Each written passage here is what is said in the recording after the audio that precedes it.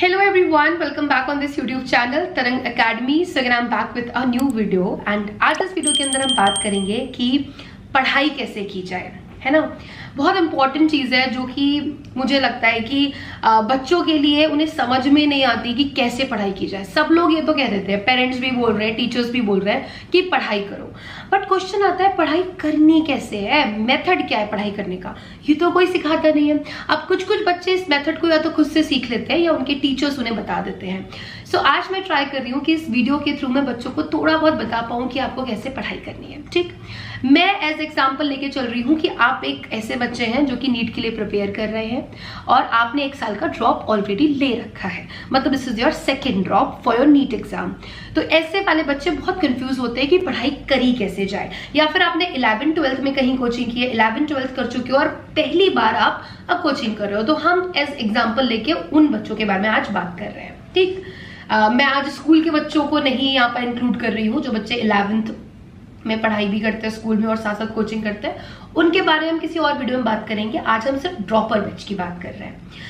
तो सबसे पहला पॉइंट आता है कि स्पेशली मैं जूलॉजी पढ़ाती हूँ, तो मैं बायो के हिसाब से आपको यहाँ पर आज एक्सप्लेन करने वाली हूँ। साथ साथ अगर आप बायो को थोड़ा सा मैनेज कर लोगे तो डेफिनेटली आप फिजिक्स और केमिस्ट्री को भी साथ साथ मैनेज कर पाओगे।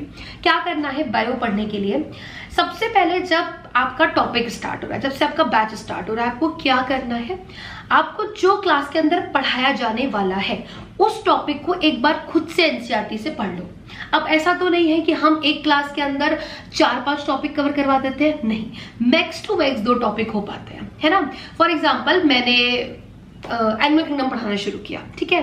सो एनिमल किंगडम में आपको क्या करना है कि जैसे ही चैप्टर शुरू हुआ ट्राई करो कि एक दिन पहले, आपको पता है नेक्स्ट डे मैम ये पढ़ाने वाली है, बेसिस ऑफ क्लासिफिकेशन ट्राई करो कि 10-15 मिनट में एक बार ऊपर से खुद से पढ़ लो कि क्या क्या इसके अंदर दे रखा है, क्या क्या उसके नाम है।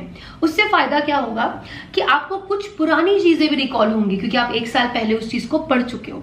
साथ साथ आपको क्लास में वर्ड समझने में बहुत आसानी होगी कि मैम ने अगर बोला है सेगमेंटेशन, तो आपको पता होगा सेगमेंटेशन मैंने कुछ तो पढ़ा था। समझ रहे हैं इतनी बात। फिर क्लास के अंदर जब आप पढ़ रहे हो तो अपना पूरा फोकस रखना है कि आपको टीचर क्या पढ़ा रहा है, क्या समझा रहा है। अगर वहां पर कोई डाउट आता है तुरंत उसको क्लियर करो, क्योंकि अगर आप हेजिटेशन में रह जाओगे ना कि अरे मैं नहीं पूछ रहा, सबको तो आ गया। अच्छा, मैं क्या करती हूँ ना अपनी क्लास में, मैं हमेशा बच्चों से पूछती हूँ कि किसको समझ नहीं आया, क्योंकि जिसको समझ आया ना बच्चे बोल देते हैं यार कह ही देते हैं ना समझ आ गया।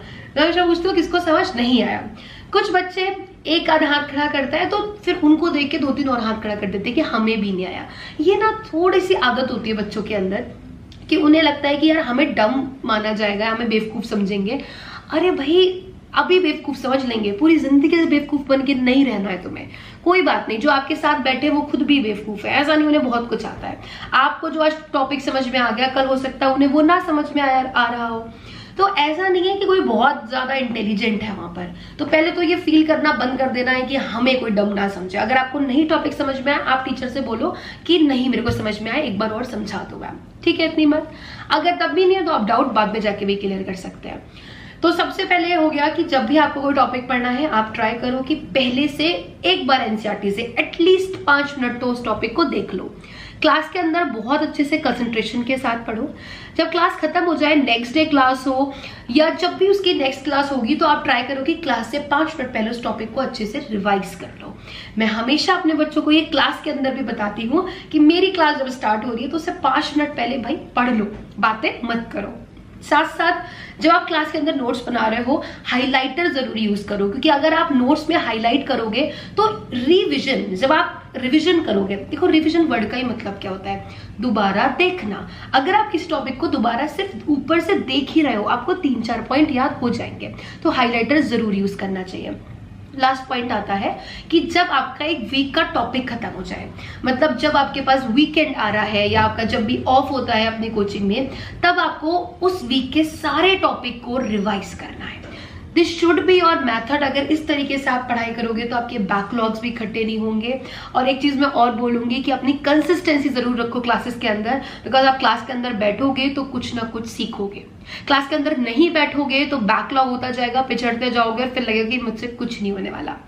सो all the best for all the NEET aspirant जो कि भी प्रिपेयर कर रहे हैं फॉर नीट 2025। अगर आपका कोई भी डाउट है you can ask me in the comment section.